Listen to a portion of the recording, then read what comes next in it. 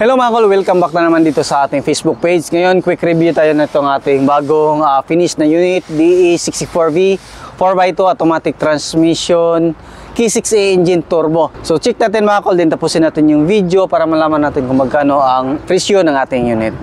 Makita natin mga kol, yung kulay ng ating unit is color green. Tapos fully tinted, high roof. Ito yung headlight ng ating DE64V.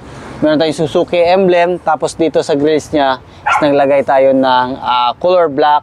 Complete LTO registered, direct na po sa ating customer. Makita din natin dito, naglagay din tayo ng 13 inches brand new mags and brand new tire. Kinalayan din natin yung disc brake ng kulay red. Tapos yung unit natin is fully undercut. Makita natin dito, naka-auto fold and retractable yung side mirror natin. Din dito, makita natin, meron tayong gutter type na top load carrier. Dito naman sa likuran, pakita natin, brake drum, kinulayan natin, naka-fully undercut. Ganun pa rin yung mag wheels natin, 13 inches, brand new mags and brand new tire. Dito, naglagay tayo ng spoiler kasi yung mga DE64V is wala siyang spoiler original. So, naglagay din tayo ng aluminum ladder. Naglagay din tayo ng plate holder para hindi mabin yung plaka natin at saka dalawang camera. Yung camera natin is 7 inches stereo at saka sa dashcam natin.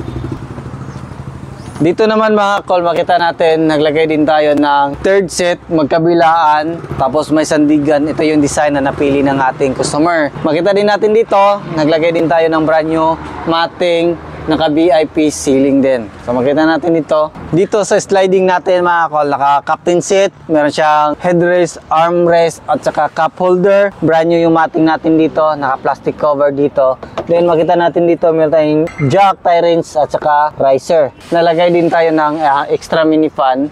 Din dito, naka-auto fold and retractable yung side mirror natin. Power window lahat. Then makita natin yung steering wheel natin original. Naka 7 inches touchscreen stereo with reverse camera. Meron tayong dashcam dyan. So ito yung kulay ng dashboard na napili ng ating customer.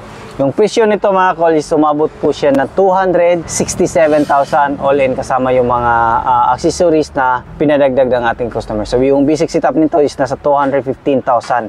So pinaka-basic na yan, running condition. So yan lang siguro yung ating quick update dito sa ating Facebook page. Abangan nyo yung full review nito sa ating YouTube channel. Maraming salamat po mga kol. Ingat and God bless ating lahat.